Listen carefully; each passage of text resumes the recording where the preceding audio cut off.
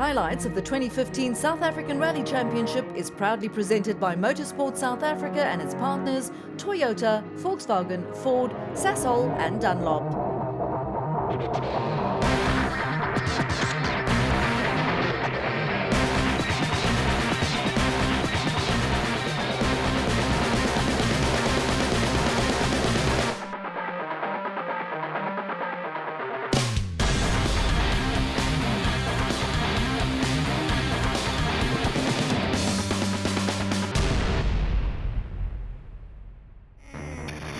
It's a place where dreams can become reality or turn into nightmares, where legends are born or reputations shattered.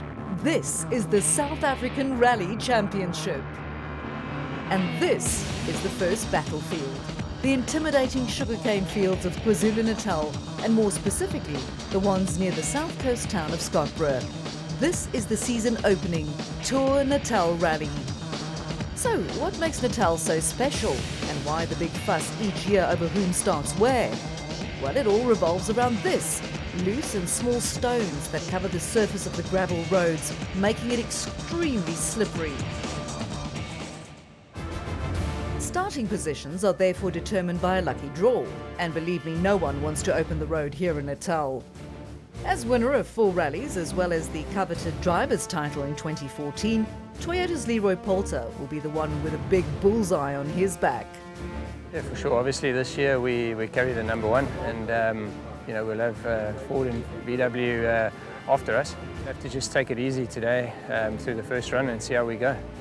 Big news announced just days before the start of the event is that South Africa's Dakar legend Janelle de Villiers joins the factory Toyota team behind the wheel of a second Castrol Toyota Yaris.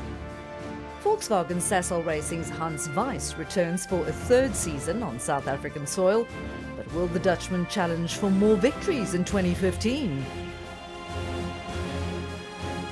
We hope so. So we had a good last rally, and we'll see how it works out this one. Weiss will be ably assisted by Henk Lateghan, who has also formed a few new plans during the off-season. Gugu Zulu gets a new navigator in the former champion Pierre Aris, who will slide into the co-driver's seat of the 3rd Volkswagen Sasol Racing Polo. Yeah, very fortunate to be back in the Volkswagen squad, and yeah, I've got a 2-time South African National Championship navigator in the form of Pierre Aris. Will it be a 2-horse race between Volkswagen and Toyota? Or will former double champion Marc Cronje in his new-look Ford Fiesta spoil the party? Yeah, look, I think that is the name of the game. We're definitely going to take the fight to both teams, and I think we've got a good package again this year. But this time around we want to start off with a bit of points, so let's see how it goes today. Cronje will not be the only driver flying the Ford flag, as Japie van Niekerk's new Africa Developments Fiesta also sports a new livery and a new navigator in the form of Irishman Gordon Noble. Namibian Wilro Dippenaar is the defending S2000 Challenge champion, but he will have his sights set on overall results during 2015. From Scottsboro, the crews must travel around 40 kilometres inland to take on stage 1 called Invernetti. It's a 13-kilometre test of virgin gravel roads. Defending champions Leroy Poulter and Alvin Coetzee dropped the hammer behind the wheel of their Castrol Toyota Yaris, and a short 8 minutes 10 seconds later stops the clock at the finish. From second on the road, the clock counts down to 0 for former champions Marc Cronje and Robin Houghton in their Ford Performance Fiesta. Cronje was on a mission and opened his account with a time of 8 minutes 2 seconds. It's 8 seconds faster than Poulter. This is the first competitive stage ever for the new pairing of Japie van Niekerk and Gordon Noble. So although a time of 8 minutes 17 seconds was somewhat off the pace, van Niekerk would have been pleased to get it out of the way. This is the first of the Volkswagen Sasol Racing Polos driven by Gugu Zulu and new to him navigator Pierre Aris. 8 minutes and 22 seconds, or 20 seconds off the blistering pace set by Cronje. Zulu's Volkswagen Sasol Racing teammates and winners of the last round of 2014 were the next ones to tackle stage 1. and a time of 8 minutes and 14 seconds was a good opener for the Dutch and Belgian duo of Hans Weiss and Bjorn de Gant. Also the first time that Janelle de Villiers shared the cockpit of the Castrol Toyota Yaris with Caroline Swan, but both are experienced at what they do, and de Villiers stopped the clock on 8 minutes 15 seconds. And at a time of 8 minutes and 22 seconds, it was not quite up to standard for Wilro Dippenaar and Kes Naidoo, but the young Namibian was reporting gearbox troubles inside the PZN panel beaters Auris. And from 8th on the road, Henk Lateghan and Barry White had every opportunity to attack stage 1. But the Volkswagen Sasol Racing youngster has never finished the Tour Natal in 4 attempts. So opening his account with the third fastest time was a real good start. It was time to take on even more slippery gravel roads on stage 2 or Drumdarroch. Slightly shorter than stage 1, but just as difficult. And as with stage 1, Leroy Poulter had the enviable task of sweeping the road. Poulter is a champion for a reason, and the Castrol Toyota Yaris successfully completed stage 2 with a benchmark time of 6 minutes 20 seconds. Second on the road is pretty much just as slippery as first, so no real advantage for Marc Bromlier and his Ford just yet. The former champion was very fast on stage 1, and he does it again on stage 2 with a time of 6 minutes and 12 seconds, or 8 faster than Poulter. Right 5 into right 4, and Jaapie van Niekerk made it clear that he wants a good result during 2015. But good results start with firstly finishing. So his time of 6 minutes 25 seconds was good enough for the new Africa Developments Ford driver. Right 7 opens, repeat left 6, right 7 opens, and turn right 8 handbrake. In Pierre Ari's Gugu Zulu has one of the best navigators occupying the passenger seat of the Volkswagen Sasol Racing Polo. But Zulu had 1 or 2 scary moments early on, which robbed him of a little self-confidence. And a time of 6 minutes and 24 seconds was also a little off the pace for Hans Weiss and Bjorn de Gant, but it was still early days for the second of the Volkswagen Sasol Racing Polo drivers. 6 minutes 20 seconds for Janelle de Villiers and Caroline Swan behind the wheel of the second Castrol Toyota Yaris, the same time as teammate Poulter. Inside the PZN panel beaters Auris, things were getting worse for Wilro Dippenaar and Kes Naidoo. The gearbox was slowly letting go, and service was still another stage away. No such troubles for Henk Lateghan and Barry White. The Volkswagen Sasol Racing Polo drivers set the third quickest time of all on stage 1 and went one better to be second quickest on stage 2.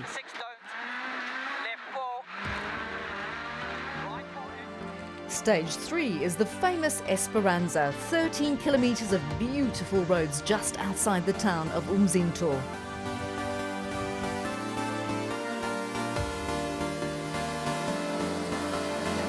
Hans Weiss and Jaapie van Niekerk have now locked horns.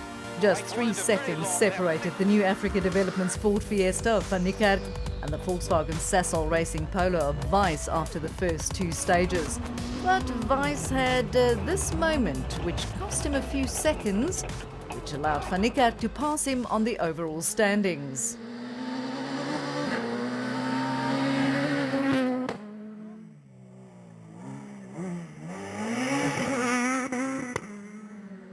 But what about the top 4?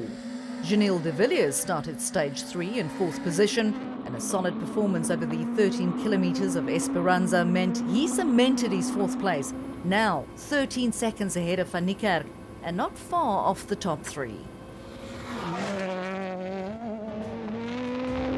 And speaking of the top 3, Henk Lateghan's time on the previous stage allowed him to sneak in front of defending champion Leroy Poulter by the narrowest of margins. In fact, just 0.6 of a second separated the Volkswagen Sasol Racing Polo from the Castrol Toyota Yaris. But a time of 10 minutes and 18 seconds on stage 3 was more than 3 seconds quicker for the youngster, extending his advantage over Poulter to 4 seconds.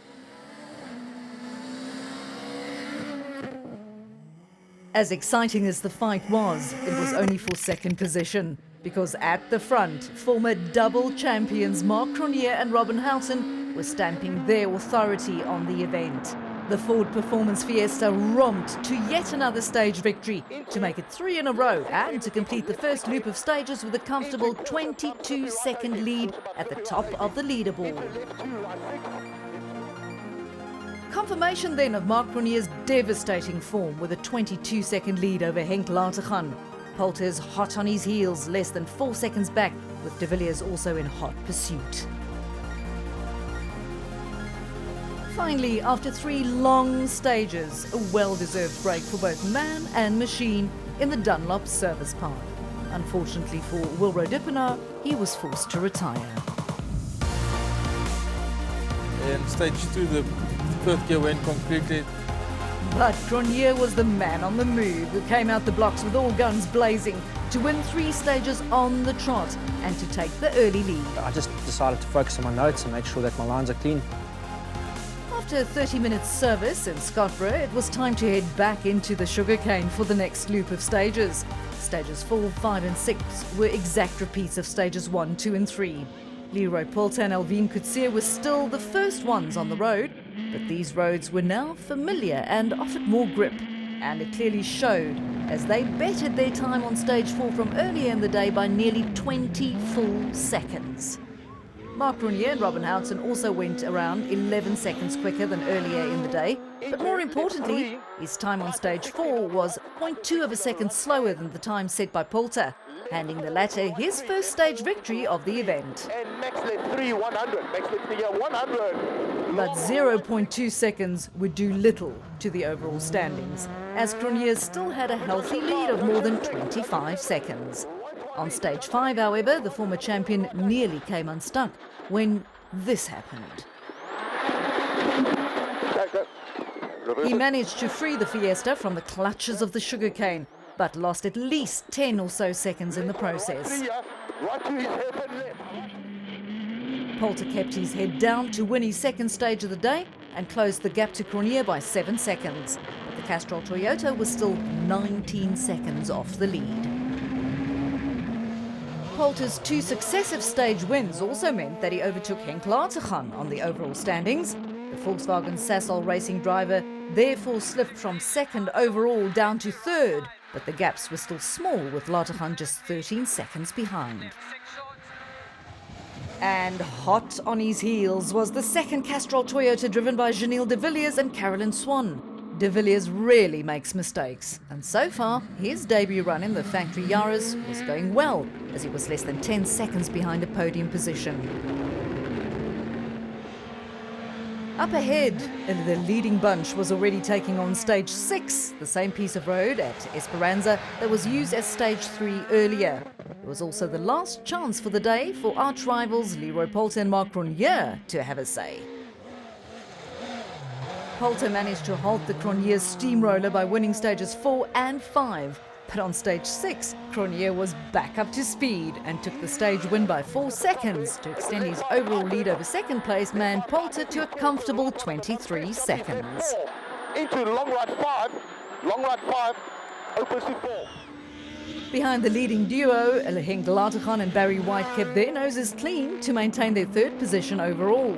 The Volkswagen Sassol racing driver actually managed to slowly edge away from the second Castrol Toyota Yaris of Janelle de Villiers, who ended the day 16 seconds behind the Polo.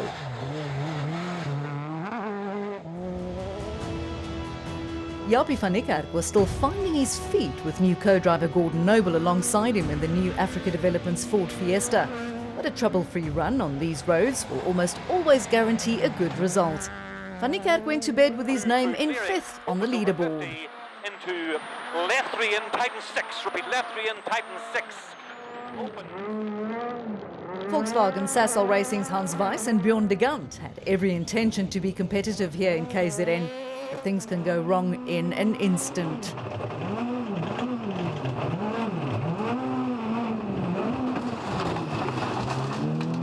Both driver and navigator escaped injury, but they were both relegated to spectators for the rest of the event. We had some bad luck. We had a slow roll. We just flipped over. Normally you can push it back, but we had the car in fire. Fortunately for Volkswagen, they had another Sasol Racing Polo to take his place. The one driven by Gugu Zulu and Pierre Aris, happy to pick up the pieces and to survive their first day as partners in the car. Marc Cronier maintains his advantage at the top of the leaderboard, now 23 seconds ahead of nearest rival Leroy Polter. Henk Latergan is still in striking distance, with Janelle de Villiers in hot pursuit. Japie van Niekerk rounds out the top 5. Marc Cronier was clearly the class of the field so far, but as you can see, there's almost nothing in it, as both Cronier and Leroy Polter show here how close it can be. Yeah, look, I think towards the end we were both pushing. I mean, Leroy was pushing quite hard, and he made a radical improvement in his pace. Polter will have to do some work on day 2 if he has any hope of closing that gap. We closed a bit, but not enough. I think we need to push a bit more tomorrow. Henk Latergan may well be in third, but was on course to record his best result here in KZN. I was pushing for the last stage. We had so much fun. I'm having fun in the car, so it's a really good day. It's a new day in Skopje. The 2015 South African Rally Championship was now well underway with the Tour Natal. And this is what they'll be facing on day 2.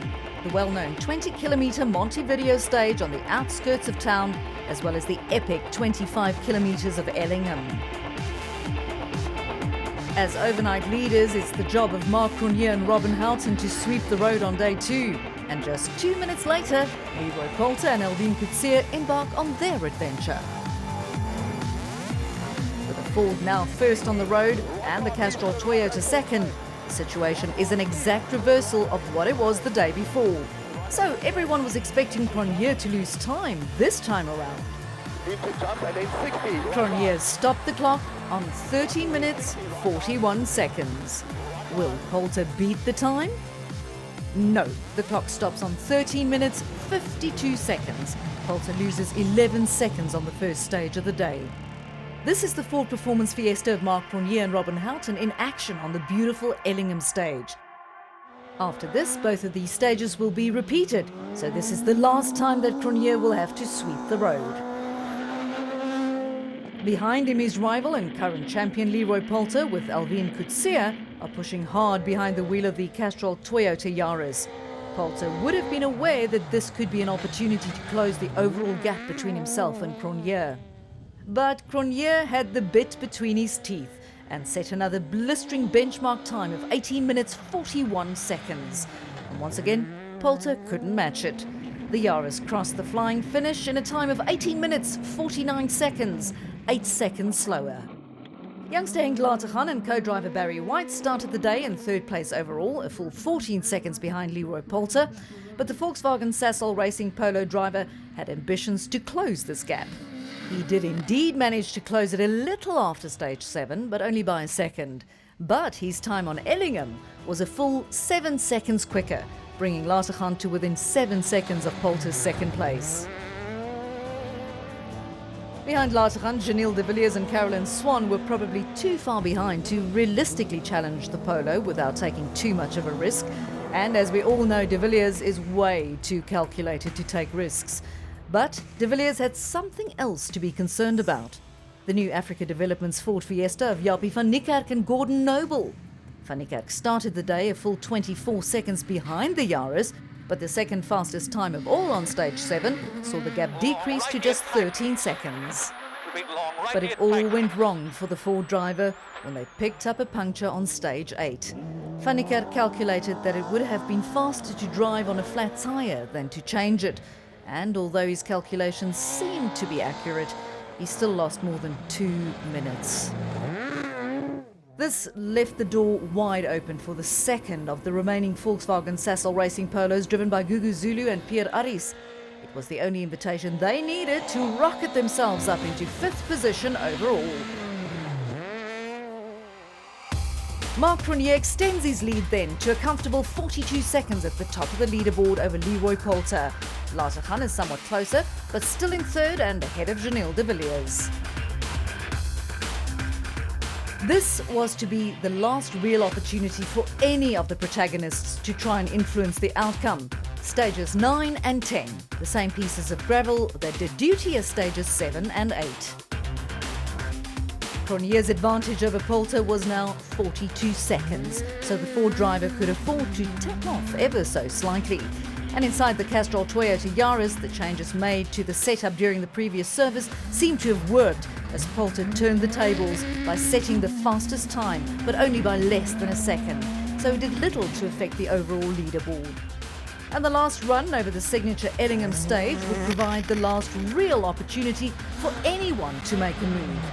And again, it's Cronje who stamps his authority on the Tour Natal rally with another stage win over Poulter, increasing the gap between the Ford and the Toyota to 47 seconds. Behind them, Henk Latergan was doing what he could to stay in touch with the leaders. The Volkswagen Sasol racing driver was rewarded with a current third place overall and a chance to finish the event on the podium. Gilles de Villiers was well aware that he had more to lose than to gain. The Dakar legend shifted his focus from driving fast to bringing the second Castrol Yaris safely home, and so far it was working. With the top 4 holding station late in the event, there was still one position worth fighting for. Gugu Zulu started this last loop of stages in 5th, but Japie van Niekerk found a last burst of speed to crawl his way back up the leaderboard past Zulu and into 5th overall. This was to be the last throw of the dice.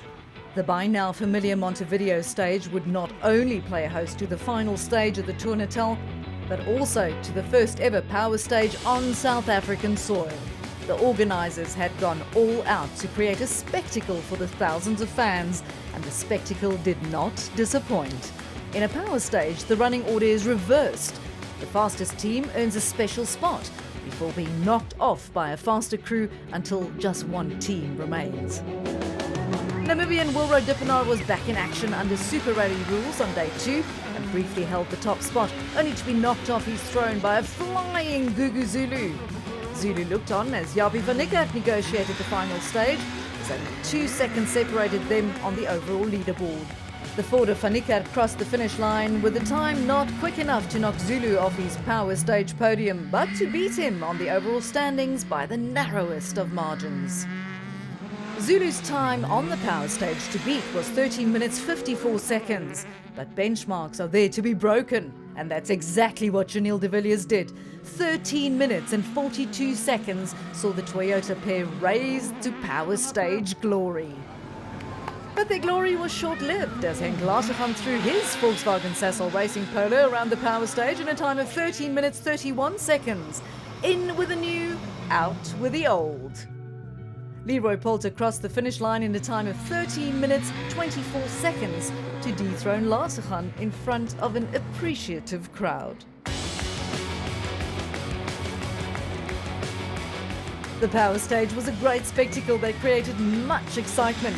There was still a little issue of winning the overall Tour Natal rally.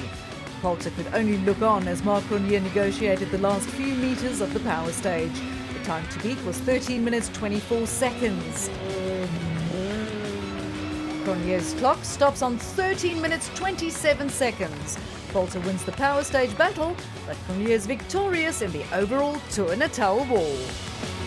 Confirmation then of a dominant performance from Marc Cronje, who ends the Tour Natal at the very top of the leaderboard, 44 seconds ahead of Leroy Poulter. Henk Latergan records his best ever finish here in KwaZulu-Natal with a fine 3rd place for Volkswagen ahead of Gilles de Villiers. Japie van Niekerk reached the end in 5th. Back in the Dunlop Service Park, it was time for the sweet taste of victory champagne for all the podium finishers who survived the tough Tour Natal. Henk Latergan not only finished the Tour for the first time ever, but did it with a fine podium finish. We've come here 7 times with regionals and never ever had a clean rally where I got to the finish. This is the fifth national and I finally made it to the finish. Second is not quite what defending champion Leroy Poulter had in mind, but second means valuable points for the championship. We're there. I mean, we won a couple of stages, which proved we do have the pace, but we just need to do some fine-tuning. And winning from start to finish is exactly what Marc Cronje would have wanted. A dominant performance from the former champ. Oh, it feels great. I mean, we had a challenging year last year. We knew we had pace. It was just a matter of trying to put the deal together again. And yeah, we still got a long way to go, but it's always nice to have the momentum going into the Sasol event. From KwaZulu-Natal, the rally spectacle will move to the beautiful but relentless forest roads of Mpumalanga for round 2 of the South African Rally Championship. And it's a big one, the famous Sasol Rally in and around Nelspruit, Sabi and Graskop. This is a favourite for both the drivers and the thousands of spectators. See you in Sabi on the 17th and 18th of April.